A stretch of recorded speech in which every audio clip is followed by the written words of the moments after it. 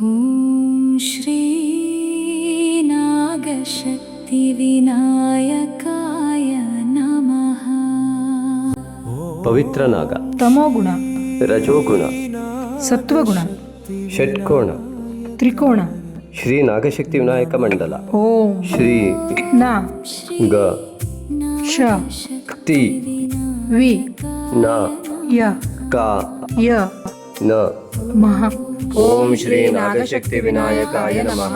ಶ್ರೀ ನಾಗಶಕ್ತಿ ವಿನಾಯಕನ ಚರಣಾರವಿಂದಗಳಿಗೆ ನಮಿಸುತ್ತಾ ಈಗ ಈ ಮಾಸದ ಗ್ರಹಗತಿಗಳನ್ನು ನೋಡೋಣ. ಓಂ ಶ್ರೀಮಾತ್ರೇ ನಮಃ. ಓಂ ಪಿತ್ರೇ ನಮಃ. ಓಂ ಗುರುಭ್ಯೋ ನಮಃ. ಓಂ ಶ್ರೀ ನಾಗಶಕ್ತಿ ವಿನಾಯಕಾಯ ನಮಃ. ಓಂ ಕುಲದೇವತಾಭ್ಯೋ ನಮಃ. ನಮಸ್ತೆ ಮಿತ್ರರೇ. ನಿಮ್ಮ ಜ್ಞಾನದ ಪರಿಧಿಯನ್ನು ಸೂಚಿಸುವ, ಹಾಗೆಯೇ ನಿಮ್ಮ ಮೂಲ ಉದ್ದೇಶವನ್ನು ಬಿಂಬಿಸುವ, ನಿಮ್ಮ ಸಂಸ್ಕಾರದ ಕನ್ನಡಿಯಂತಿರುವ ನಿಮ್ಮೆಲ್ಲರ ಕಾಮೆಂಟ್ಗಳನ್ನು ನಾನು ನಿರೀಕ್ಷಿಸ್ತೇನೆ. ದಯವಿಟ್ಟು ಕಾಮೆಂಟ್ ಮಾಡಿ, ಅದೇ ರೀತಿಯಾಗಿ ಸಬ್ಸ್ಕ್ರೈಬ್ ಮಾಡಿ, ಶೇರ್ ಮಾಡೋ ಮೂಲಕ ಪ್ರೋತ್ಸಾಹಿಸಿ ಅನೇಕರ ಜೀವನಕ್ಕೆ ಬೆಳಕಾಗಿ. ಆತ್ಮೀಯರೇ, ಈ ಒಂದು ವಿಶೇಷವಾದ ವೈಶಿಷ್ಟ್ಯತೆ ಉಳ್ಳಂತಹ ಆಷಾಢ ಮಾಸಕ್ಕೆ ತಮಗೆಲ್ಲರಿಗೂ ಕೂಡ ಆತ್ಮೀಯ ಸ್ವಾಗತ. ವಿಶೇಷವಾದ ವೈಶಿಷ್ಟ್ಯತೆ ಆಷಾಢ ಮಾಸ. ಮೊದಲು ಪೌರ್ಣಿಮೆಯು 29/7/26 ಬುಧವಾರದಂದು ಸಂಘಟಿಸುವ ಉತ್ತರಾಷಾಢ ನಕ್ಷತ್ರದಲ್ಲಿ ಸಂಘಟಿಸುವ ಪೂರ್ಣಿಮೆ, ಅದು ಬುಧವಾರದಂದು ಘಟಿಸ್ತಾ ಇದೆ. ಅದು ಉತ್ತರಾಷಾಢ ನಕ್ಷತ್ರದಲ್ಲಿ ಆಗುವುದರಿಂದ ಇದು ಆಷಾಢ ಮಾಸವಾಗಿ ಪರಿಣಮಿಸಿದೆ. ಮಕರ ರಾಶಿಯಲ್ಲಿ ಪೌರ್ಣಿಮೆಯ ಒಂದು ಚಂದ್ರನ ನೇರವಾದಂತಹ ಇನ್ನೊಂದು ಸ್ಥಳದಲ್ಲಿ, ಅರ್ಥಾತ್ ಸಪ್ತಮದಲ್ಲಿ, ಈ ಕರ್ಕಾಟಕ ರಾಶಿಯಿಂದ ಸಪ್ತಮದಲ್ಲಿ ಪೌರ್ಣಿಮೆ, ಇದು ಮೊದಲನೆಯ ವೈಶಿಷ್ಟ್ಯತೆ.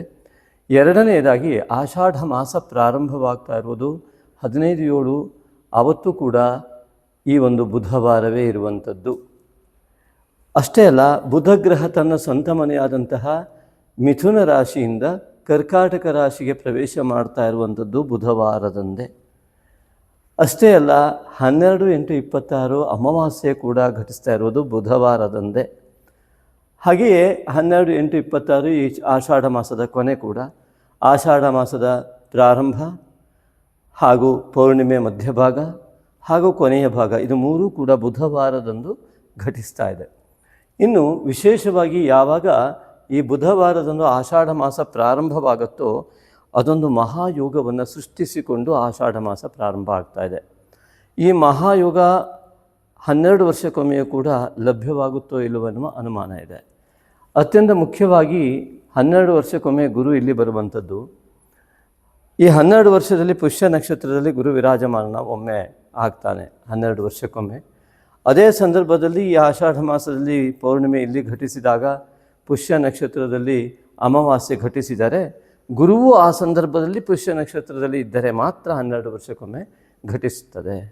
ಆದರೆ ಈ ಒಂದು ಪರಾಭವ ಸಂವತ್ಸರದ ಆಷಾಢ ಮಾಸ ಎನ್ನುವಂಥದ್ದು, ಈ ಗುರುವು ಯಾವಾಗ ಇಲ್ಲಿ ವಿರಾಜಮಾನನಾಗಿದ್ದಾನೆ, ಆ 15ನೇ ತಾರೀಕು ಆಷಾಢ ಮಾಸ ಪ್ರಾರಂಭವಾಗುವ ದಿನದಂದೇ ಬುಧವಾರ ಆದರೂ ಕೂಡ, ಮರುದಿವಸ ಗುರುವಾರ ಆದರೆ ಇದು ಒಂದು ರೀತಿಯ ಗುರುಪುಷ್ಯ ಯೋಗ. ಗುರುವಾರದಂದು ಪುಷ್ಯ ನಕ್ಷತ್ರ ಬರುವಂಥದ್ದು ಒಂದು ಗುರುಪುಷ್ಯ ಯೋಗ ಆದರೆ ಅತ್ಯಂತ ಕಡಿಮೆ, ಅದಾದರೆ 5-6 ತಿಂಗಳಿಗೂ ಒಮ್ಮೆ ಬರುವಂಥದ್ದಾಗಿರುತ್ತೆ. ಇದು ಹಾಗಲ್ಲ, ಇದು ಪ್ರತಿ ಗುರುವಾರ ಬಂದಂತಹ ಪುಷ್ಯ ನಕ್ಷತ್ರದ ಗುರುಪುಷ್ಯ ಯೋಗಕ್ಕಿಂತಲೂ ಅತ್ಯಂತ ಅತ್ಯಂತ ಅತ್ಯಂತ ಪ್ರಬಲವಾದಂತಹ ಗುರುಪುಷ್ಯ ಯೋಗ ಎಂಬುದಾಗಿ ನಾವು ಪರಿಗಣಿಸ್ತಾ ಇದ್ದೇವೆ. ಯಾಕೆಂದರೆ ಗುರು ಮತ್ತು ಚಂದ್ರ ಎರಡು ಗ್ರಹಗಳು ಪುಷ್ಯ ನಕ್ಷತ್ರ 2ನೇ ಚರಣದಲ್ಲಿಯೇ ವಿರಾಜಮಾನನಾಗ್ತಾರೆ.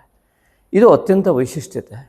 ಒಂದೇ ನಕ್ಷತ್ರ ಒಂದೇ ರೇಖೆಯಲ್ಲಿ ಗುರು ಉಚ್ಚ ಸ್ಥಾನದಲ್ಲಿರುವಾಗ ಆಷಾಢ ಮಾಸ ಪ್ರಾರಂಭ ಆಗುತ್ತೆ. ಹಾಗಾಗಿ ಸಂಪೂರ್ಣ ಆಷಾಢ ಮಾಸವನ್ನು ಪ್ರಬಲ ಗಜಕೇಸರಿ ಯೋಗದೊಂದಿಗೆ ಕಳೆಯುವ ಮಹಾಯೋಗ ಪ್ರತಿ ರಾಶಿಯವರಿಗೂ ಲಭ್ಯವಿದೆ. ಹಾಗಿದ್ದರೆ ಎಲ್ಲರಿಗೂ ಯಾವಾಗ ಲಭ್ಯವಾಗ್ತದೆ ಅಂತ ನಿಮ್ಮ ನಿಮ್ಮ ರಾಶಿಯ ಫಲವನ್ನು ನೋಡಿ ಅದನ್ನು ಅರ್ಥೈಸಿಕೊಂಡು ಅದನ್ನು ಅನುಸರಿಸಿದಾಗ ಖಂಡಿತವಾಗಿ ನಿಮಗೆ ಇದೊಂದು ಮಹಾಯೋಗ ಸೃಷ್ಟಿಯಾಗ್ತಾ ಇರುವುದರಲ್ಲಿ ಯಾವ ಸಂದೇಹ ಇಲ್ಲ.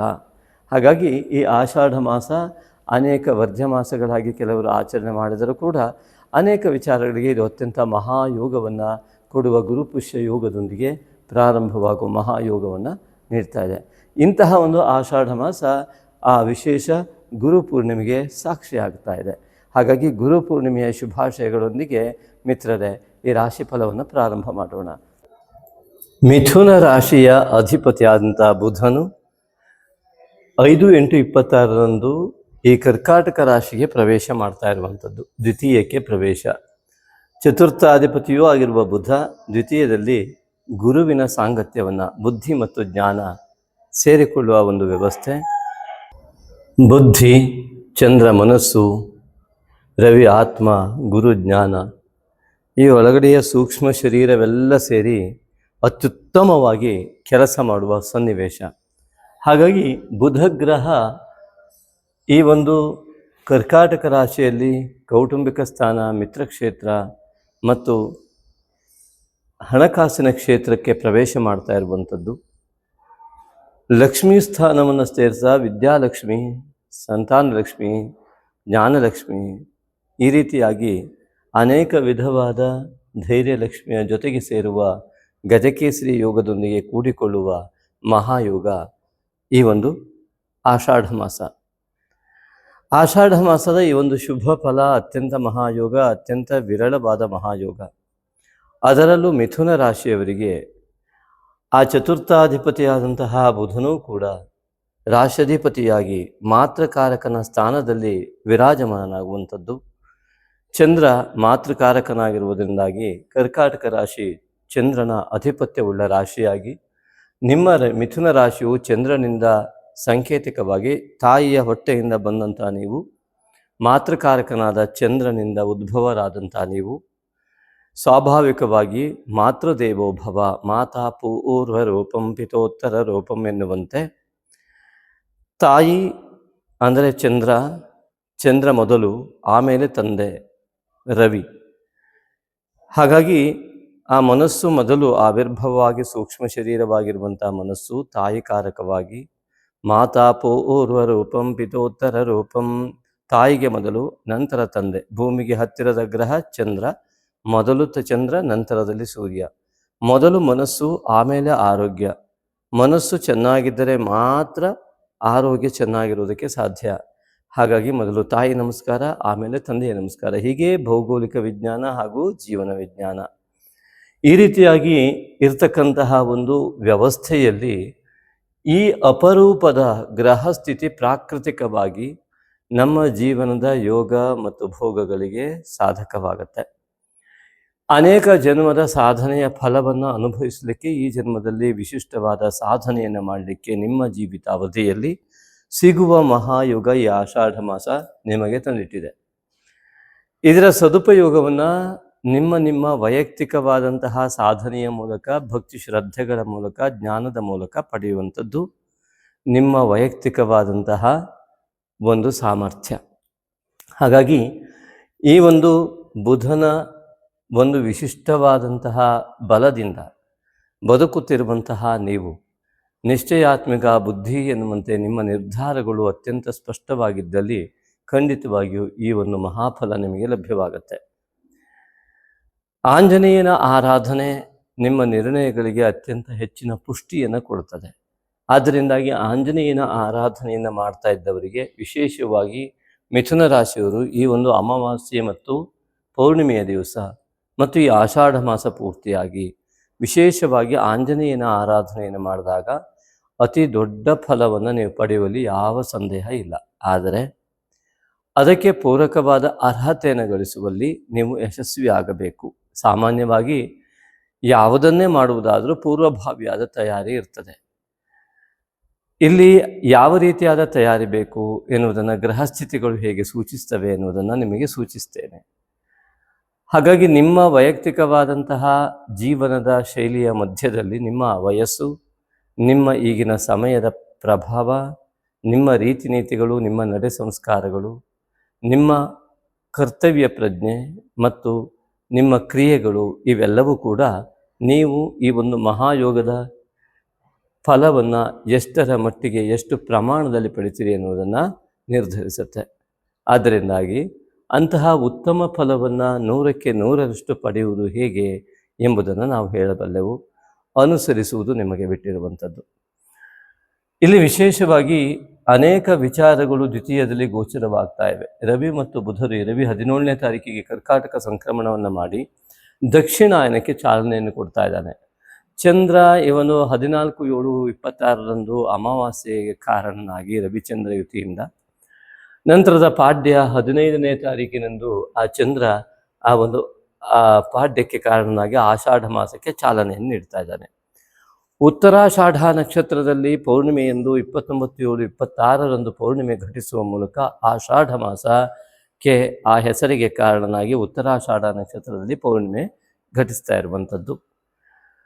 ಚಂದ್ರ ಮತ್ತು ರವಿಯ ಪರಸ್ಪರ ದೃಷ್ಟಿಯೇ ಆ ಒಂದು ಪೌರ್ಣಿಮೆಯಲ್ಲಿ ಇದ್ದು, ವಿಶೇಷವಾಗಿ ಉಚ್ಚ ಸ್ಥಾನದಲ್ಲಿರುವ ಜ್ಞಾನಕಾರಕನಾದ ಗುರು, ಅದರಲ್ಲೂ ಮಿಥುನ ರಾಶಿಗೆ ಸಪ್ತಮ ಮತ್ತು ದಶಮಾಧಿಪತಿಯಾದಂಥ ಗುರುವು ದ್ವಿತೀಯದಲ್ಲಿ ರಾಷ್ಟ್ರಾಧಿಪತಿಯ ಜೊತೆಗೆ ಬೆರೆತು ಉಂಟಾಗುವಂತಹ ಅಮಾವಾಸ್ಯೆ ಮತ್ತು ಈ ಒಂದು ಪೌರ್ಣಿಮೆ ನಿಮ್ಮ ಜೀವಮಾನದಲ್ಲಿ ಸಿಗುವ ಅತಿ ದೊಡ್ಡ ಮಹಾಯೋಗ ಎನ್ನುವುದರಲ್ಲಿ ಯಾವ ಸಂದೇಹ ಇಲ್ಲ. ಈ ಒಂದು ಮಹಾಯೋಗದ ಪರಿಪೂರ್ಣತೆ ನಿಮಗೆ ಉಂಟಾಗಲಿ ಎಂಬುದಾಗಿ ನಾಗಶಕ್ತಿ ವಿನಾಯಕನಲ್ಲಿ ನಾವು ಪ್ರಾರ್ಥಿಸ್ತಾ ಒಂದಿಷ್ಟು ಸಂಕೇತಗಳನ್ನು ನಾವು ಕೊಡ್ತೇವೆ. ನಿಮ್ಮ ವೈಯಕ್ತಿಕವಾದಂತಹ ಚಿಂತನೆಯಲ್ಲಿ, ನಿಮ್ಮ ಆ ಅವಲಂಬನೆಯಲ್ಲಿ, ನಿಮ್ಮ ಚಿಂತನೆಯ ಆ ಒಂದು ಅಡಿಪಾಯದ ಮೇಲೆ ನೀವು ಇದನ್ನು ಚಿಂತಿಸಿ ನಿರ್ಧಾರ ಕೈಗೊಳ್ಳಿ. ಆ ಮೂಲಕ ಜೀವನದ ಅತಿ ದೊಡ್ಡ ಕ್ಷಣ ನಿಮ್ಮದಾಗಲಿ. ಮುಖ್ಯವಾಗಿ ಇದಿಷ್ಟು ಸಂಗಮನದಿಂದ ಉಂಟಾಗ್ತಾ ಇರುವಂಥ ವ್ಯವಸ್ಥೆಯ ಫಲ ಏನು ಎಂಬುದಾಗಿ ಒಮ್ಮೆ ಗಮನಿಸೋಣ. ಸಾಮಾನ್ಯವಾಗಿ ಮಿಥುನ ರಾಶಿಯವರಿಗೆ ದ್ವಿತೀಯ ಸ್ಥಾನ ಆಗಿರುವುದರಿಂದ, ಇದು ದ್ವಿತೀಯ ಸ್ಥಾನ ಕೌಟುಂಬಿಕ ಸ್ಥಾನ, ಅಭಿವೃದ್ಧಿಯ ಸ್ಥಾನ, ಹಣಕಾಸಿನ ಸ್ಥಾನ ಎಲ್ಲ ಆಗುವುದರಿಂದ ಈ ದ್ವಿತೀಯದಲ್ಲಿ ಬಂದಂತಹ ಮಹಾಯೋಗ, ಅದೆಷ್ಟೋ ವರ್ಷಗಳಿಗೆ ಬರುವ ಮಹಾಯೋಗ ಇದೆಯಲ್ಲ, ಇದನ್ನು ಸದುಪಯೋಗ ಮಾಡಿಕೊಂಡಲ್ಲಿ ನಿಮ್ಮ ಅನೇಕ ಜನ್ಮವೂ ಕೂಡ ಈ ಜನ್ಮದೊಂದಿಗೆ ಸಾರ್ಥಕತೆಯನ್ನು ಪಡೀತದೆ. ಇದನ್ನು ದೃಢವಾಗಿ ಹೇಳಬಲ್ಲೆವು. ಯಾಕೆ ಅಂತಂದರೆ, ಗುರುವು ಉಚ್ಚಸ್ಥಾನದಲ್ಲಿದ್ದಂತಹ ಸಮಯದಲ್ಲಿ ನಿಮ್ಮ ರಾಷ್ಟ್ರಾಧಿಪತಿಯು ಆ ಗುರುವಿನ ಯುತಿಯನ್ನು ಹೊಂದುವುದರ ಜೊತೆಗೆ ಜ್ಞಾನ ಮತ್ತು ಬುದ್ಧಿ ಮತ್ತು ಮನಸ್ಸು ಮತ್ತು ಆತ್ಮ, ಈ ಬಲವೇ ಮನುಷ್ಯ ಜೀವನದ ಸಾರ್ಥಕತೆಗೆ ಕಾರಣ. ಹಾಗಾಗಿ ನಮ್ಮ ಜ್ಞಾನ, ನಮ್ಮ ಸರಸ್ವತಿ ಅದೇ ಗುರು, ನಮ್ಮ ಗುರು ಹಿರಿಯರ ಅನುಗ್ರಹ ವೇದಿಕೆ ಮೂಲ ಕಾರಣ. ಮೊದಲನೇದಾಗಿ ತಾಯಿಯ ನಮಸ್ಕಾರ, ತಂದೆಯ ನಮಸ್ಕಾರದ ಜೊತೆಗೆ ಮಾಡುವ ನಿಮ್ಮ ಗುರು ಗಣಪತಿ ಆ ಅನುಷ್ಠಾನ, ನಿಮ್ಮ ಕುಲದೇವತಾ ಆರಾಧನೆ ಫಲ ಸಿಕ್ಕಿದರೆ ನಿಮ್ಮ ಎಲ್ಲ ಪ್ರಯತ್ನಗಳು ಕೂಡ ಸಂಪೂರ್ಣ ಲೌಕಿಕ ಮತ್ತು ಅಲೌಕಿಕ ಯಶಸ್ಸನ್ನು ಪಡೆಯುವಲ್ಲಿ ಖಂಡಿತವಾಗಿಯೂ ಎಲ್ಲ ರೀತಿಯಾದ ಈ ಗೃಹಸ್ಥಿತಿಗಳು ಸಹಕಾರ ಮಾಡ್ತವೆ. ವಿಶೇಷವಾಗಿ ಎಲ್ಲ ಶಾಸ್ತ್ರಗಳು ಹೇಳಿದಂತೆ ಇಹ ಪರಗಳ ಚಿಂತನೆಯನ್ನು ಮಾಡಿದಂತಹ ಶಾಸ್ತ್ರ ಚಿಂತನೆ. ಹಾಗಾಗಿ ಈ ಲೋಕದಲ್ಲೂ ಸಂತೋಷ ನೆಮ್ಮದಿ, ಇದರ ನಂತರದಲ್ಲೂ ಕೂಡ ಸಂತೋಷ ನೆಮ್ಮದಿ ಎನ್ನುವ ಚಿಂತನೆಯೊಂದಿಗೆ ಹೊರಟಿರುವುದು ನಮ್ಮ ಸನಾತನ ಧರ್ಮದ ಶಾಸ್ತ್ರಗಳು ಮಾತ್ರ.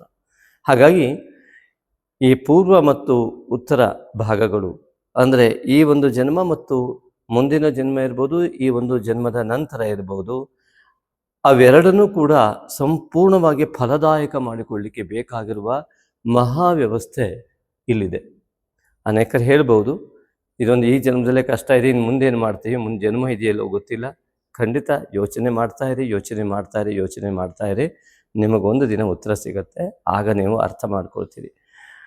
ಮಿತ್ರರೇ, ಈ ಒಂದು ರವಿಯಿಂದ ಚಂದ್ರ ಅಮಾವಾಸ್ಯೆಗೆ, ಆ ರವಿಯಿಂದ ವಿಲೀನನಾಗಿ ಅಮಾವಾಸ್ಯೆ ರವಿ ಮತ್ತು ಚಂದ್ರರ ನೇರ ರೇಖೆ, ಗುರು ಮತ್ತು ಚಂದ್ರರ ನೇರ ರೇಖೆ ಪುಷ್ಯ ನಕ್ಷತ್ರ 2ನೇ ಪಾದದಲ್ಲಿರುವಾಗ 15ನೇ ತಾರೀಕು ಘಟಿಸುವಂತಹ ಆಷಾಢ ಮಾಸದ ಪ್ರಾರಂಭ. ಆ ದಿನದ ನಿಮ್ಮ ಅನುಷ್ಠಾನ, ಅಮಾವಾಸ್ಯೆಯ ವಿಶಿಷ್ಟವಾದ ಅನುಷ್ಠಾನ, ಪೌರ್ಣಿಮೆಯ ನಿಮ್ಮ ಅನುಷ್ಠಾನ ಮತ್ತು ಆಷಾಢ ಮಾಸದ ನಿರಂತರ ಅನುಷ್ಠಾನ. ಅನುಷ್ಠಾನದ ಬಗ್ಗೆ ಹೇಳ್ತಾ ಇದ್ದೀವಿ ಅಲ್ವಾ, ಯಾಕೆ ಅನ್ನುವಂಥದ್ದು ಒಂದು ಚಿಂತನೆ.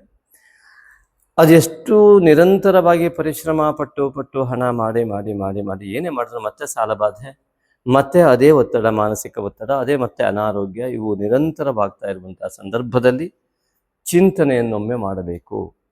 ಏನು ಅಂತಂದರೆ, ಕೇವಲ ದೈಹಿಕತೆಗೆ ನಮ್ಮ ಯೋಗಗಳು ಅನುಭವಿಸುವ ಪ್ರಾಪಂಚಿಕ ಸುಖಕ್ಕಾಗಿ ಮಾತ್ರ ನಮ್ಮ ಜೀವನ ಇದೆಯೇ, ಅದನ್ನು ಸರಿ ಮಾಡಿಕೊಳ್ಳುವ ಇನ್ಯಾವುದಾರ ವಿಧಾನ ಇದೆಯೇ? ಅನೇಕರು ನಿರಂತರ ದುಡಿದು ಸಾಲಬಾಧೆಯಲ್ಲಿ ಬಾಧಿಸುವುದಕ್ಕಿಂತ, ಕೇವಲ ದೇಹ ಪುಷ್ಟಿಗೋಸ್ಕರ ಚಿಂತನೆ ಮಾಡುವುದಕ್ಕಿಂತ ಮಾನಸಿಕ ಆಹಾರವನ್ನು ಕೊಟ್ಟುಕೊಂಡ್ರೆ ನಿಮ್ಮ ಯೋಗಗಳು ಸೃಷ್ಟಿಯಾಗ್ತವೆ. ಹಾಗಾಗಿ ಅನೇಕ ಬಾಧೆಯಿಂದ ಬಾಧಿಸುತ್ತಿರುವವರಿಗೆ ಆ ಮನೋಬಾಧೆ ಅತಿ ದೊಡ್ಡ ಬಾಧೆಯಾಗಿರುತ್ತೆ. ಹಾಗಾಗಿ ದೇಹ ಬಾಧೆಗಿಂತ ಮನೋಬಾಧೆಯೇ ಅತಿ ಹೆಚ್ಚಿನ ದೋಷವಾಗುವುದರಿಂದ ಯಥಾಕ್ರಮವಾಗಿ ತಾಯಿಯನ್ನು ನಮಸ್ಕರಿಸಿ ಗೌರವಿಸಿ, ಅದರಲ್ಲೂ ವಿಶೇಷವಾಗಿ ಗುರುಪೂರ್ಣಿಮೆ, ಆ ಗುರುಪೂರ್ಣಿಮೆಯ ಶುಭಾಶಯಗಳು ಮಿಥುನ ರಾಶಿಯವರಿಗೆ. ಗುರುಪೂರ್ಣಿಮೆಯಂದು ನಿಮ್ಮ ತಾಯಿ ತಂದೆಯರೇ ಗುರುಗಳಾಗ್ತಾರೆ. ಹಾಗೆಯೇ ತಾಯಿ ತಂದೆಯವರ ಮೂಲಕವೇ ಗುರುವಿನ ಆಶೀರ್ವಾದ ಈ ಬಾರಿಯಲ್ಲಿ ಲಭ್ಯವಾಗುತ್ತೆ. ಕಾರಣ ರವಿಯಿಂದ ಗುರು ಅಸ್ತ 19/7/22 9/8/26 ಹಾಗಾಗಿ ಯೋಚನೆ ಮಾಡಿ, ಸಂಪೂರ್ಣ ಗುರುಬಲ, ಹಿಂದಿನ ಜೈವಬಲ, ಪೂರ್ವಜನ್ಮದ ಪುಣ್ಯಫಲ ನಿಮ್ಮ ತಾಯಿ ತಂದೆಯ ಮೂಲಕವೇ ಬರಬೇಕಾಗತ್ತೆ. ಅದಕ್ಕೆ ಪಿತೃಕಾರಕ ರವಿಯೇ ಆ ಗುರುವನ್ನು ಅಸ್ತ ಮಾಡ್ತಾ ಇರುವಂಥದ್ದು, ಅರ್ಥಾತ್ ಗುರುವಿನ ಸಂಪೂರ್ಣ ಫಲವನ್ನು ರವಿಯೇ ಕೊಡ್ತಾನೆ ಎನ್ನುವುದಾಗಿ. ಆದ್ದರಿಂದಾಗಿ ಪಿತೃಕಾರಕರ ಒಂದು ಅನುಗ್ರಹ ಎನ್ನುವಂಥದ್ದು ನಿಮ್ಮ ಜೀವನದಲ್ಲಿ ಈ ಒಂದು ಗುರುಬಲವನ್ನು ಉಂಟು ಮಾಡ್ತದೆ, ಆ ದೈವ ಬಲವನ್ನು ಕೊಡ್ತದೆ. ಹಾಗಾಗಿ ಕುಲದೇವತಾ ಆರಾಧನೆಯ ಫಲ ತಾಯಿ ತಂದೆಗೆ ಕಾಲ್ಮುಟ್ಟಿ ನಮಸ್ಕರಿಸಿದಾಗ ಮಾತ್ರ. ಹೀಗಾಗಿರುವಂಥದ್ದು ಅಪುತ್ರಸ್ಯ ಗತಿರ್ನಾಸ್ತಿ ಎನ್ನುವಂತಹ ಶಾಸ್ತ್ರವಾಕ್ಯಾದಿಗಳ ಮೂಲ ಅರ್ಥ ಗೂಢಾರ್ಥವಾಗಿದೆ. ಆದ್ದರಿಂದಾಗಿ ಇಲ್ಲಿ ವಿಶೇಷವಾಗಿ ಈ ಚಂದ್ರ ರವಿಯ ವಿಲೀನ, ಮನಸ್ಸು ಆತ್ಮನಲ್ಲಿ ವಿಲೀನವಾಗುವಂತಹ, ಮನಸ್ಸು ಆತ್ಮನಲ್ಲಿ ವಿಲೀನವಾಗುವ ಅಮಾವಾಸ್ಯೆ, ಆ ದಿನ ನೀವು ಯಾವ ಆರಾಧನೆ ಮಾಡಿದರೆ ಇದು ಸೂಕ್ತ ಎಂಬುದಾಗಿ. ಮೊದಲನೇದಾಗಿ ರಾಶಿಯ ಅಧಿಪತಿಯಾಗಿ ಬುಧ, ಆಂಜನೇಯನ ಆರಾಧನೆಯ ಫಲ ಸಿಗಬೇಕು ಅಂತ ಆದರೆ ಇಲ್ಲಿ ಮುಖ್ಯವಾಗಿ ಕಾಣುವಂಥದ್ದು ಕೇತು ಬಾಧಿತವಾದಂತಹ ರವಿ ಬುಧ ಗುರು ಅಮಾವಾಸ್ಯೆ. ಇದು ಕೆಲವರು ಭಾವಿಸ್ಬೋದು, ಇದೇನು ನಾಗಶಕ್ತಿ ವಿನಾಯಕನ ಮೇಲೆ ತುಂಬ ಪ್ರಚಾರ ಮಾಡ್ತಾರೆ ಅಂತ. ಇರುವ ಸತ್ಯವನ್ನು ಹೇಳುವುದಕ್ಕೆ ನಮಗೆ ಯಾವ ಹಿಂಜರಿಕೆ ಇಲ್ಲ. ಹಾಗಾಗಿ ಇದು ಕೇವಲ ಹೇಳುತ್ತಿರುವ ವಿಚಾರಗಳಲ್ಲ, ಇದು ಸತ್ಯದ ವಿಚಾರವಾಗಿರ್ತದೆ. ಯಾಕೆಂದರೆ ಇದಕ್ಕೆ ಪುರಾಣ ಆಧಾರಗಳು ಇದೆ, ಅದೇ ಚಿಂತನೆಯ ಆಧಾರ ಇದೆ. ಮತ್ತು ಈ ಕೇತು ಮತ್ತು ರಾಹುವಿನ ವಿಷಯವನ್ನು ಸರಿಯಾಗಿ ಗಮನಿಸ್ತಾ ಹೋದರೆ, ಮತ್ತು ಈ ಮುದ್ಗಲ ಪುರಾಣಾದಿಗಳಲ್ಲಿ ಉಲ್ಲೇಖಿಸಿದಂತೆ ಅಷ್ಟೋತ್ತರದಲ್ಲಿ ಬರುವ ನಾಗಯಜ್ಞೋಪವೀತಿನೇ ನಮ ಎನ್ನುವಂತಹ ಚಿಂತನೆಯನ್ನು ಗಮನಿಸಿದಾಗ ನಮ್ಮ ಎಲ್ಲ ಮಾಯೆಗೂ ಕಾರಣ, ನಮ್ಮ ಒಳ್ಳೆಯ ಯೋಗಗಳು ಮುಸುಕಿನಲ್ಲಿ ಕಾಣದೆ ಹೋಗುವ ರೀತಿಯಲ್ಲಿ, ನಮಗೆ ಯೋಗ ಬರದೇ ಇರುವ ರೀತಿಯಲ್ಲಿ ಜೀವನ ಆಗೋದಕ್ಕೆ ಮುಖ್ಯ ಕಾರಣವೇ ಈ ರಾಹುಕೇತುವಿನ ಛಾಯೆಯ ಮಾಯೆ ಆಗಿರ್ತದೆ. ಆದ್ದರಿಂದ ಈ ಛಾಯೆಯ ಮಾಯೆಯಿಂದಲೇ ನಮ್ಮ ಯೋಗಗಳು ಇದ್ದರೂ ಕೂಡ ಅನುಭವಿಸಲಾಗದ ಸ್ಥಿತಿಯಲ್ಲಿ ನಾವಿರುವುದರಿಂದಲೇ ಕಷ್ಟದ ಜೀವನ ಒಂದೇ, ಪಾಪದ ಅಂಶವೊಂದನ್ನು ಮಾತ್ರ ನಾವು ತೆಗೆದುಕೊಂಡು ಹೋಗ್ತಾ ಇರ್ತೇವೆ ಎಷ್ಟೊತ್ತಿಗೂ ಕೂಡ. ಆದ್ದರಿಂದ ಪಾಪಾಂಶವನ್ನು ಬಿಟ್ಟು ಮುನ್ನಡೆಯುವುದಕ್ಕಾಗಿ ಈ ಛಾಯೆ, ಆ ಮಾಯೆ ದೂರ ಆಗಬೇಕು. ಅದಕ್ಕೋಸ್ಕರವಾಗಿ ಗಣಪತಿಯ ಪೂಜೆಯನ್ನು ಎಲ್ಲ ದೇವರ ಪೂಜೆಯಲ್ಲಿ ಹೇಳಿರುವಂಥದ್ದು, ನಾನು ಹೇಳಿರುವಂಥದ್ದಲ್ಲ. ಪೂರ್ವಜರಿಂದ, ಋಷಿಮುನಿಗಳಿಂದ ನಿಖರವಾಗಿ ಪ್ರತಿಯೊಂದು ಋಷಿಮುನಿಗಳು ಒಪ್ಪಿಕೊಂಡು ಎಲ್ಲ ಪೂಜೆಯಲ್ಲಿ ಯಾವುದೇ ಪೂಜಾ ವಿಧಾನ ಬರೆದರೂ ಗಣಪತಿ ಪೂಜೆಯನ್ನು ಬರೆದಿರುವಂಥದ್ದು. ಅದರಿಂದಾಗಿ ಆ ಒಂದು ಗಣಪತಿಯ ಪೂಜೆಯಲ್ಲಿ ಶ್ರೇಷ್ಠ ಪೂಜೆ ರಾಹುಕೇತು. ಕೇವಲ ಕೇತು ದೋಷ ಅಲ್ಲ, ಕೇವಲ ವಿಘ್ನ ಅಲ್ಲ, ವಿಘ್ನವನ್ನು ತರುವ ಮತ್ತು ಯೋಗವನ್ನು ಮಾಯೆಯನ್ನು ಮಾಡಿ ತನ್ನ ಮಾಯೆಯಿಂದ ಆವರಿಸುವ ರಾಹು ದೋಷವೂ ಕೂಡ, ನಾಗದೋಷವೂ ಕೂಡ ನಿವಾರಣೆ ಆಗಬೇಕಾಗತ್ತೆ. ಅದಕ್ಕೆ ಆ ಒಂದು ಕೇತು ಮತ್ತು ರಾಹು, ನಾಗ ಮತ್ತು ವಿನಾಯಕನ ಆರಾಧನೆ ಸೇರಿದಾಗಲೇ ನಾಗ ಯಜ್ಞೋಪವೀತಿನೇ ನಮಃ. ಇಲ್ಲೇ ನಿಮಗೆ ಅರ್ಥ ಆಗತ್ತೆ, ಇದೊಂದು ಭೂಮಿಯ ಸುತ್ತದ ಅಳತೆ ಆದರೆ ಕೇತು ರಾಹುಗಳು ಇದೇ ರೀತಿಯಲ್ಲಿ ಇರ್ತಾರೆ. ಇದು ಒಂದು ಗಣಪತಿಯ ಹೊಟ್ಟೆ ಅಂತ ಅಂದ್ಕೊಂಡ್ರೆ ಅದಕ್ಕೆ ಈ ರೀತಿಯಾಗಿ ಒಂದು ಯಜ್ಞೋಪವೀತದ ಆಕಾರದಲ್ಲಿ ರಾಹುಕೇತುವಿನ ವ್ಯವಸ್ಥೆ ಕಂಡುಬರುವಂಥದ್ದು. ಆದ್ದರಿಂದಾಗಿ ಆ ಒಂದು ರಾಹುಕೇತುವಿನ ವ್ಯವಸ್ಥೆಯಿಂದಾಗಿಯೇ ನಮ್ಮ ಜೀವನದ ಆ ಒಂದು ಪಾಪದ ಛಾಯೆ ಜೀವನದಲ್ಲಿ ಅತಿ ಹೆಚ್ಚು ಆವರಿಸ್ತಾ ಇರ್ತದೆ. ಹಾಗಾಗಿ ಈ ಗ್ರಹಗಳು ವಿಮುಖವಾಗಿ ಚಲನೆಯನ್ನು ತೋರಿಸ್ತಾರೆ. ಆದ್ದರಿಂದಾಗಿ ಈ ಒಂದು ಕರ್ಕಾಟಕ ಸಂಕ್ರಮಣದಿಂದ ದಕ್ಷಿಣಾಯನಕ್ಕೆ ಚಾಲನೆಯಾಗುತ್ತಿದ್ದಂತೆ ನಮ್ಮ ಯೋಗಗಳಲ್ಲೂ ಕೂಡ ಅನೇಕ ವಿಧವಾದ ಹಿನ್ನಡೆ ಆಗುವ ಲಕ್ಷಣಗಳು ಇರ್ತದೆ. ಆದ್ದರಿಂದಾಗಿ ದಕ್ಷಿಣಾಯನದಲ್ಲಿ ವಿಶೇಷವಾದ ಶುಭ ಕಾರ್ಯಗಳು ನಿಷೇಧವಾಗಿರುವಂಥದ್ದನ್ನು ನಾವು ಗಮನಿಸ್ತೇವೆ. ಅದೇ ರೀತಿಯಾಗಿ ಈ ಒಂದು ದಕ್ಷಿಣಾಯನದಲ್ಲೂ ಕೂಡ ಉತ್ತಮ ಯೋಗವನ್ನು ಪಡೆಯೋದಕ್ಕೆ ಸಾಧ್ಯ ಇಲ್ಲವೇ? ಪ್ರಾಕೃತಿಕವಾದಂಥ ವ್ಯವಸ್ಥೆ, ಈಗ ಕತ್ತಲೆಯಾದಾಗ ನಾವು ಬೆಳಕನ್ನು ಪಡೆದುಕೊಳ್ಳಲಿಕ್ಕೆ ಸಾಧ್ಯ ಇಲ್ಲವೇ? ಖಂಡಿತವಾಗಿಯೂ ಇದೆ. ಅದೇ ರೀತಿಯಾಗಿ ದಕ್ಷಿಣಾಯನದಲ್ಲೂ ಅತ್ಯಂತ ಒಳ್ಳೆಯ ಫಲವನ್ನು ಪಡೆಯೋದಕ್ಕೆ ಖಂಡಿತವಾಗಿಯೂ ಲಭ್ಯವಾಗತ್ತೆ. ಪ್ರಾಕೃತಿಕವಾಗಿ ಇರ್ತಕ್ಕಂತಹ ಈ ಒಂದು ವ್ಯವಸ್ಥೆಯ ಮಧ್ಯದಲ್ಲಿ ನಾವು ಅದಕ್ಕೆ ಪರಿಹಾರವನ್ನು ಹುಡುಕೊಂಡು ಹೋಗ್ತಾ ಇರುವಾಗ ಮೊದಲು ಬುಧ ನಮಗೆ ಗೋಚರವಾಗುವುದು ಮಿಥುನ ರಾಶಿಯವರಿಗೆ ಆಂಜನೇಯನ ಆರಾಧನೆ, ವಿಷ್ಣು ತತ್ವದ ಆರಾಧನೆ, ಇದು ಅತಿ ಮುಖ್ಯವಾಗಿ ಕಂಡುಬರುತ್ತದೆ. ಆದರೆ ಆ ಆರಾಧನೆಯ ಫಲ ಸಿಗ್ತದೆಯೇ? ಎಷ್ಟೋ ಜನ ತುಂಬ ಆರಾಧನೆ ಮಾಡಿ, ಯಾವುದೋ ಉದಾಹರಣೆಗೆ ಒಂದು ಮಗಳು ದೇವರನ್ನು ನಂಬುವುದನ್ನು ಬಿಟ್ಟು, ಯಾಕೆಂದರೆ ತುಂಬ ವಿಷ್ಣುವಿನ ಆರಾಧನೆ ಮಾಡ್ತಾ ಇದ್ದು, ಇದ್ದಕ್ಕಿದ್ದ ಹಾಗೆ ತಂದೆ ಆಯುಷ್ಯ ಹೋಗ್ಬಿಡ್ತು, ಕಡಿಮೆ ಆಗೋಯಿತು. ಇದರಿಂದ ಅವಳಿಗೆ ಆ ಶಾಕನ್ನು ತಡ್ಕೊಳ್ಳಿಕ್ಕಾಗಿಲ್ಲ, ಆರಾಧನೆ ಮಾಡಿದ್ದೆಲ್ಲ ವ್ಯರ್ಥ ಅನ್ನುವ ತಪ್ಪು ಚಿಂತನೆಯನ್ನು ಮಾಡಿದ್ದು. ಹಾಗಾಗಿ ಆ ರೀತಿಯಾಗಿ ಆರಾಧನೆಯ ಫಲಗಳು ಸಿಗದಂತೆ ಆಗಿದ್ದು ಯಾಕೆ ಎನ್ನುವ ಚಿಂತನೆಯನ್ನು ನಾವು ಗಮನಿಸಬೇಕು. ಅದು ಕೇತು ಬಾಧಿತವಾದಂತಹ ಕರ್ಕಾಟಕ ರಾಶಿಯಾಗಿದ್ದು, ಈ ಒಂದು ಸಂದರ್ಭದಲ್ಲಿ ಮಿಥುನ ರಾಶಿಯವರಿಗೆ ಕೇತು ಬಾಧೆ ಹೆಚ್ಚಿಗೆ ಇದೆ. ನಿಮ್ಮ ಜಾತಕದಲ್ಲಿ ರಾಹು ಬಾಧಿತವಾದ ಬುಧ ಮತ್ತು ಲಗ್ನಾಧಿಪತಿಗಳು, ಇದನ್ನು ಚಿಂತನೆ ಮಾಡಿಕೊಳ್ಳಿ.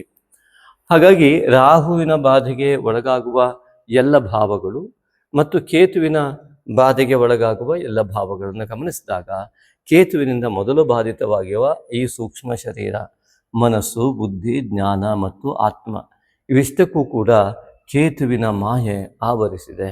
ಆದ್ದರಿಂದ ವಿಶಿಷ್ಟವಾಗಿ ಆಷಾಢ ಮಾಸ ಪರಿಪೂರ್ಣವಾಗಿ ಈ ಒಂದು ನಾಗಶಕ್ತಿ ವಿನಾಯಕನ ಮಾನಸ ಪೂಜೆ, ಚಂದ್ರ ಮನಃಕಾರಕನಾಗಿರುವುದರಿಂದ ಮಾನಸ ಪೂಜೆ ನಿಮಗೆ ಅತ್ಯಂತ ಹೆಚ್ಚಿನ ಫಲವನ್ನು ಕೊಡ್ತದೆ. ಆದರೆ ದೃಢ ನಂಬಿಕೆ ಮತ್ತು ಭಕ್ತಿ ಶ್ರದ್ಧೆಯ ಪ್ರಮಾಣ ನಿಮ್ಮದಾಗಿರುತ್ತೆ. ಅದಕ್ಕೆ ಸಮಯ ಪ್ರಜ್ಞೆ ಅತಿ ಮುಖ್ಯ ಇರುತ್ತೆ. ಆದ್ದರಿಂದಾಗಿ ಆ ಒಂದು ಸಮಯ ಪ್ರಜ್ಞೆಯ ಮೂಲಕವಾಗಿ ಒಂದೇ ಸಮಯದಲ್ಲಿ ತಾಯಿ ತಂದೆಯನ್ನು ನಮಸ್ಕರಿಸಿ, ಗುರುವನ್ನು ನಮಿಸಿ, ಆ ತಾಯಿ ತಂದೆಯರೇ ನಿಮ್ಮ ಗುರುವಾಗುವುದರಿಂದ ಗುರುಪೂರ್ಣಿಮೆಯಿಂದ ಅವರಿಗೆ ವಿಶೇಷವಾದ ವಸ್ತ್ರಾದಿ ಸಮರ್ಪಣೆಯನ್ನು ಮಾಡಿ ನಮಸ್ಕರಿಸಿ, ವಿಶೇಷವಾದ ರೀತಿಯಲ್ಲಿ ತಾಯಿ ತಂದೆಯನ್ನು ಪೂಜಿಸಿ. ಅದೇ ರೀತಿಯಾಗಿ ಆ ಗುರುಗಳನ್ನು ಪೂಜಿಸಿ, ನಿಮ್ಮ ಶಿಕ್ಷಕ ವರ್ಗವನ್ನು ನಮಸ್ಕರಿಸಿ, ದಾನಾದಿಗಳು ಅತ್ಯಂತ ನಿಮ್ಮ ತ್ಯಾಗದ ಒಂದು ಸಂಕೇತ. ಋಣವನ್ನು ತೀರಿಸಲಿಕ್ಕೆ ಸಾಧ್ಯವೇ ಇಲ್ಲದೆ ಇರುವುದರಿಂದಾಗಿ ನೀವು ಮಾಡುವ ದಾನ ಇದೆಯಲ್ಲ, ಅದು ಒಂದು ಸಾಂಕೇತಿಕವಾದಂತಹ ನಿಮ್ಮ ಋಣ ತೀರಿಸುವ ವ್ಯವಸ್ಥೆಯ ಒಂದು ಭಾಗವಾಗ್ತದೆ. ಆದ್ದರಿಂದ ತಾಯಿ ತಂದೆಗೆ ದಾನ ಮಾಡಲಾಗದಿದ್ದರೂ ಕೂಡ ನಿಮ್ಮ ಒಂದು ಭಾವನೆಯಿಂದಾಗಿ ನಿಮ್ಮ ಅಹಂಕಾರಾದಿಗಳನ್ನು ತ್ಯಾಗವನ್ನು ಮಾಡುವ ಒಂದು ದಾನವನ್ನು ಮಾಡಿ. ಆದ್ದರಿಂದಾಗಿ ನಿಮ್ಮ ತಾಯಿ ತಂದೆಗೆ ಕೊಡುವ ಗೌರವವನ್ನು ಸಂಪೂರ್ಣವಾಗಿ ಕೊಡುವ ಮೂಲಕವಾಗಿ ಈ ಒಂದು ಗುರುಪೂರ್ಣಿಮೆಯ ಅತ್ಯಂತ ಉತ್ತಮವಾದ ಗುರುಪೂರ್ಣಿಮೆಯಾಗಿ ನಿಮಗೆ ಘಟಿಸಲಿ. ಪ್ರಾಕೃತಿಕವಾಗಿ ಗುರುವು ಉಚ್ಚ ಸ್ಥಾನದಲ್ಲಿದ್ದು, ಗುರುವು ಚಂದ್ರನ ಮನೆಯಲ್ಲಿದ್ದು, ಚಂದ್ರನ ಪೂರ್ಣಿಮೆ ಎಂದು ಇದ್ದಾಗ, ಗುರುವಿನ ನೇರ ದೃಷ್ಟಿ ಇರುವ ಸಂದರ್ಭದಲ್ಲಿ ಉತ್ತರ ಆಷಾಢ, ಈ ಆಷಾಢ ಮಾಸದಲ್ಲಿ ಉತ್ತರೋತ್ತರ ಅಭಿವೃದ್ಧಿ ಆಗತಕ್ಕಂತಹ ಸ್ಥಿತಿಗತಿಗಳು ಉತ್ತರ ದಿಕ್ಕಿನಲ್ಲಿ ಸ್ಥಾಪಿತವಾಗುವ ಆ ಮಹಾ ಗುರುವಿನ ದೃಷ್ಟಿಯ ಪರಿಣಾಮದಿಂದ ಮನೋಬಲ ಮತ್ತು ದೈವಬಲಗಳ ಜಾಗೃತತ್ವ ಉಂಟಾಗುವ ಮಹಾಯೋಗ ಗುರುಪೂರ್ಣಿಮೆ ಆಗಿದ್ದು, ಆ ಒಂದು ಬುಧನ ಒಂದು ಸಾಂಗತ್ಯವು ಕೂಡ ಬುದ್ಧಿ ಮತ್ತು ಜ್ಞಾನ ಮತ್ತು ಮನಸ್ಸು ಸೇರುವುದರಿಂದಾಗಿ ಪೌರ್ಣಿಮೆಯ ಅನುಷ್ಠಾನ ಮತ್ತು ಈ ಒಂದು ಅಮಾವಾಸ್ಯೆಯ ಅನುಷ್ಠಾನ ನಿಮಗೆ ತುಂಬ ಸಹಾಯ ಮಾಡುತ್ತೆ. ಹಾಗಾಗಿ ಅದನ್ನು ಈ ಒಂದು ದೋಷದ ನಿವಾರಣೆಗೆ, ಅನುಷ್ಠಾನದ ಫಲ ಸಿಗದೇ ಇರುವಂಥ ದೋಷ ಏನಿದೆ, ಅದಕ್ಕೆ ನಾಗಶಕ್ತಿ ವಿನಾಯಕನ ಆರಾಧನೆಯನ್ನು ಮಾಡುವ ಮೂಲಕ ನಿಮ್ಮ ಯೋಗ ತೆರೆದುಕೊಳ್ಳುವಂತೆ ಮಾಡಿ. ಅದೇ ರೀತಿಯಾಗಿ ಈ ಒಂದು ಸಂಘಟಿತವಾಗಿರುವ ಗ್ರಹಸ್ಥಿತಿಗಳು 19/7/26, 9/8/26 ರವಿಯಿಂದ ಗುರು ಅಸ್ತವಾಗುವುದರಿಂದಾಗಿ ಈ ಒಂದು ಉತ್ತಮವಾದ ಫಲವನ್ನು ಪಡೆಯುವುದಕ್ಕಾಗಿ ನೀವು ತಂದೆಗೆ ನಮಸ್ಕಾರ ಮಾಡಿ ಗುರು ಪ್ರಾರ್ಥನೆಯನ್ನು ಮಾಡಿಕೊಳ್ಳಿ.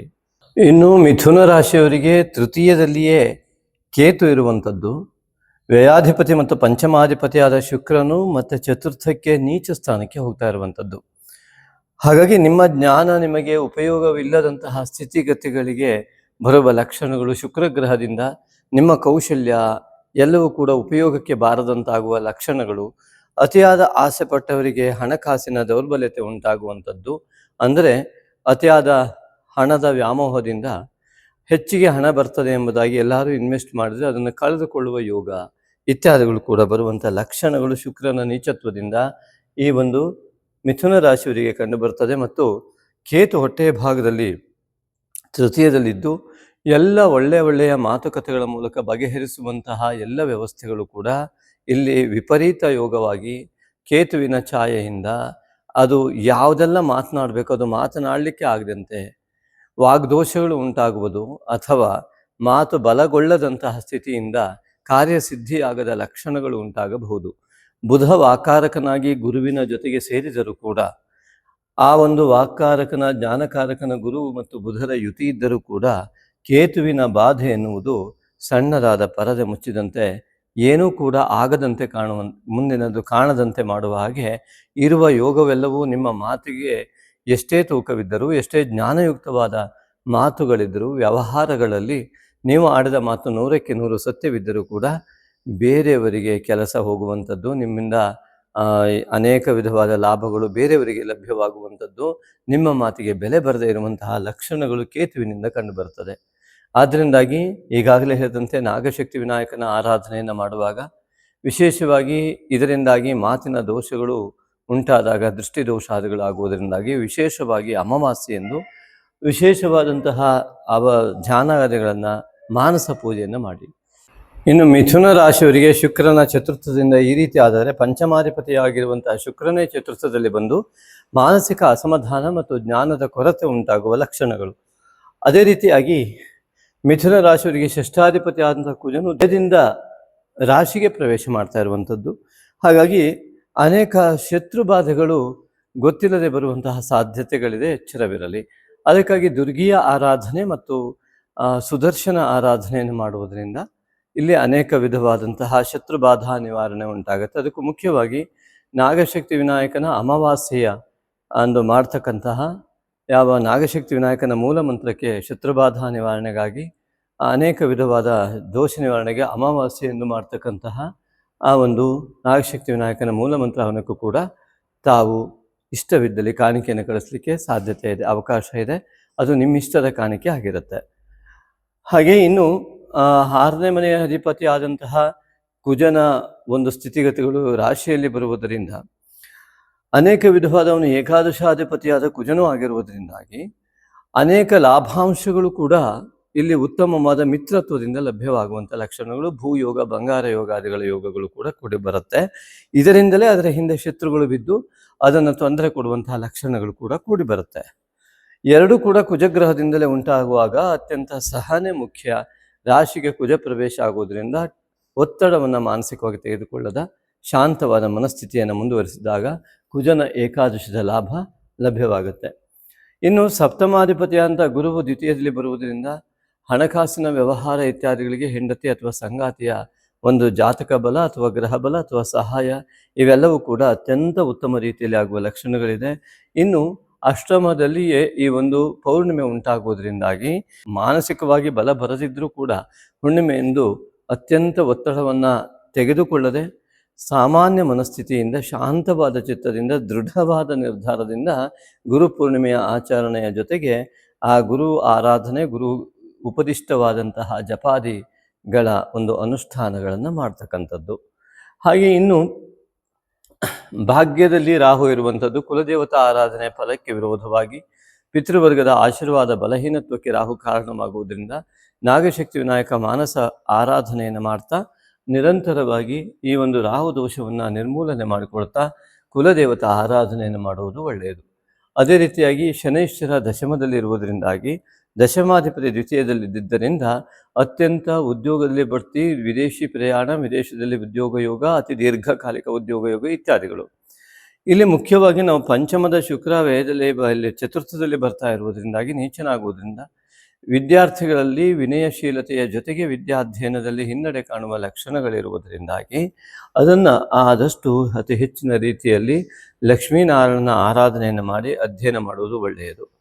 ಇನ್ನು ದಶಮದಲ್ಲಿರುವ ಶನೈಶ್ವರನಿಂದ ಅತ್ಯಂತ ಉತ್ತಮವಾದ ಉದ್ಯೋಗದ ಯೋಗ ಕಂಡು ಬರ್ತಾ ಇದೆ. ಏಕಾದಶದ ಕುಜನು ವ್ಯಯದಿಂದ ರಾಶಿಗೆ ಬರ್ತಾ ಇರುವುದರಿಂದಾಗಿ ಕಳೆದು ಹೋದ ಲಾಭಾಂಶಗಳೆಲ್ಲ ಪುನಃ ಮರಳಿ ಬರುವ ಲಕ್ಷಣಗಳು ಈ ಒಂದು ಮಾಸದಲ್ಲಿವೆ. ಆ ಎಲ್ಲ ಉತ್ತಮ ಫಲಗಳು ನಿಮಗೆ ಲಭ್ಯವಾಗಲಿ ಅಂತ ನಾವು ಶ್ರೀ ನಾಗಶಕ್ತಿ ವಿನಾಯಕನ ಆ ಅಡಿದಾವದೆಗಳಲ್ಲಿ ಪ್ರಾರ್ಥಿಸ್ತೇವೆ. ನಮಸ್ತೆ. ಶ್ರೀ ನಾಗಶಕ್ತಿ ವಿನಾಯಕಾಯ ನಮಃ. ಶ್ರೀ ನಾಗಶಕ್ತಿ ವಿನಾಯಕ ಪರಿಹಾರ ಧಾಮ ಶಿವಮೊಗ್ಗ ಶಕ್ತಿಧಾಮ. ಇಲ್ಲಿ ವಿಶೇಷವಾಗಿ ನಿಮಗೊಂದು ಆಸಕ್ತರಿಗೊಂದು ಮಾಹಿತಿ. ಪ್ರತಿ ಹುಣ್ಣಿಮೆಯೆಂದು ಮಾಡುವ ನಾಗಶಕ್ತಿ ವಿನಾಯಕ ಮೂಲಮಂತ್ರ ಹವನಕ್ಕೆ ಮತ್ತು ಅಮಾವಾಸ್ಯೆಯನ್ನು ಮಾಡುವ ಶ್ರೀ ನಾಗಶಕ್ತಿ ವಿನಾಯಕ ಮೂಲಮಂತ್ರ ಹವನಕ್ಕೆ ತಮಗೆಲ್ಲರಿಗೂ ಕೂಡ ಆತ್ಮೀಯವಾದಂತಹ ಸ್ವಾಗತದೊಂದಿಗೆ ಅವಕಾಶವನ್ನು ಕೊಡ್ತಾ ಇದ್ದೇವೆ. ಮುಖ್ಯವಾಗಿ ಹುಣ್ಣಿಮೆಯೆಂದು ಯಾವುದೇ ರೀತಿಯಾದ ವ್ಯಾಪಾರ ಅಭಿವೃದ್ಧಿ ಇರಬಹುದು, ಹಣಕಾಸಿನ ತೊಂದರೆಗಳಿದ್ದಲ್ಲಿ ಇತ್ಯಾದಿಗಳಿಗಾಗಿ ವಿಶೇಷ ಸಂಕಲ್ಪವನ್ನು, ನಿಮ್ಮ ಯಾವುದೋ ಕೆಲಸದಲ್ಲಿ ಜಯ ಆಗಬೇಕು ಇತ್ಯಾದಿಗಳಿಗೋಸ್ಕರವಾಗಿ ಆವತ್ತು ಸಾಮೂಹಿಕವಾದಂತಹ ಈ ಒಂದು ಹವನವನ್ನು ನಾವು ಆಯೋಜಿಸ್ತಾ ಇರ್ತೇವೆ ಪ್ರತಿ ಹುಣ್ಣಿಮೆ ಮತ್ತು ಅಮಾವಾಸ್ಯೆ. ಅಮಾವಾಸ್ಯೆಯ ಸಂಕಲ್ಪ, ಮಾಟಮಂತ್ರ, ದೃಷ್ಟಿದೋಷ ಇತ್ಯಾದಿಗಳ ನಿವಾರಣೆಗಾಗಿ ನಾಗಶಕ್ತಿ ವಿನಾಯಕನ ಮೂಲಮಂತ್ರದ ಹವನವನ್ನು ಇಲ್ಲಿ ಆಯೋಜಿಸ್ತಾ ಬರ್ತಾ ಇದ್ದೇವೆ. ಇದಕ್ಕೆ ಮುಖ್ಯವಾಗಿ ತಮ್ಮ ಪಾಲ್ಗೊಳ್ಳುವಿಕೆ ಹೇಗೆ, ಅದರ ಫಲವನ್ನು ನೀವು ಪಡೆದುಕೊಳ್ಳುವುದು ಹೇಗೆ ಎನ್ನುವುದು ಅತಿ ಸುಲಭವಾದ ಮಾರ್ಗ. ನೀವು ನಿಮಗೆ ಇಷ್ಟವಾದ ಕಾಣಿಕೆಯನ್ನು ಹುಣ್ಣಿಮೆಗೋ ಅಥವಾ ಅಮಾವಾಸ್ಯೆಗೋ ಅಂತ ಮೆನ್ಷನ್ ಮಾಡಿ ಅದನ್ನು ವಾಟ್ಸಪ್ ಮಾಡುವ ಮೂಲಕವಾಗಿ ಫೋನ್ಪೇ ಅಥವಾ ಗೂಗಲ್ ಪೇಯನ್ನು ಮಾಡಿ ಅದರ ರಿಸಿಪ್ಟನ್ನು ಹಾಕಿ ನಿಮ್ಮ ಮೂಲ ಅಮಾವಾಸ್ಯೆ ಮತ್ತು ಹುಣ್ಣಿಮೆ ಈಗಾಗಲೇ ಹೇಳಿದ ಉದ್ದೇಶದಂತೆ ಆ ಉದ್ದೇಶವನ್ನು ನಮೂದಿಸಿ ನಿಮ್ಮ ರಾಶಿ, ನಕ್ಷತ್ರ ಮತ್ತು ಉದ್ದೇಶ ಇಷ್ಟನ್ನು ನೀವು ನಮೂದಿಸಿ ನಮಗೆ ವಾಟ್ಸಪ್ ಮಾಡುವ ಮೂಲಕವಾಗಿ ನೀವು ಖಂಡಿತವಾಗಿ ಇದರಲ್ಲಿ ನಿಮಗೆ ಆ ಒಂದು ಫಲ ಸಿಗುವಂಥದ್ದಕ್ಕೆ ಭಾಗವಹಿಸಲಿಕ್ಕೆ ನಿಮಗೆ ಅವಕಾಶ.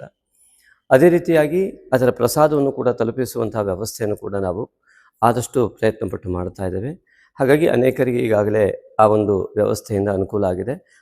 ನಮ್ಮನ್ನು ಸೃಷ್ಟಿಸಿದ ದೇವರಿಗೆ ಋಣಿಯಾಗಿ ದಾನದಲ್ಲೇ ಶ್ರೇಷ್ಠವಾದ ದಾನವಾದ ಸಾತ್ವಿಕ ದಾನವನ್ನು ಮಾಡಲು ಸಹೃದಯ ಆಸಕ್ತ ದಾನಿಗಳಿಗಿದೋ ಪುಣ್ಯಕಾಲ. ಶ್ರೀ ನಾಗಶಕ್ತಿ ವಿನಾಯಕನ ದೇವಾಲಯ ನಿರ್ಮಾಣಕ್ಕಾಗಿ ಭಕ್ತಿಭಾವದಿಂದ ನೀವು ನೀಡುವ ಒಂದೊಂದು ರೂಪಾಯಿಯೂ ನಿಮ್ಮ ಅನೇಕ ತಲೆಮಾರುಗಳವರೆಗೆ ಪುಣ್ಯವನ್ನು ಪ್ರವಹಿಸುವ ದೇಣಿಗೆಯಾಗಿರುವುದು.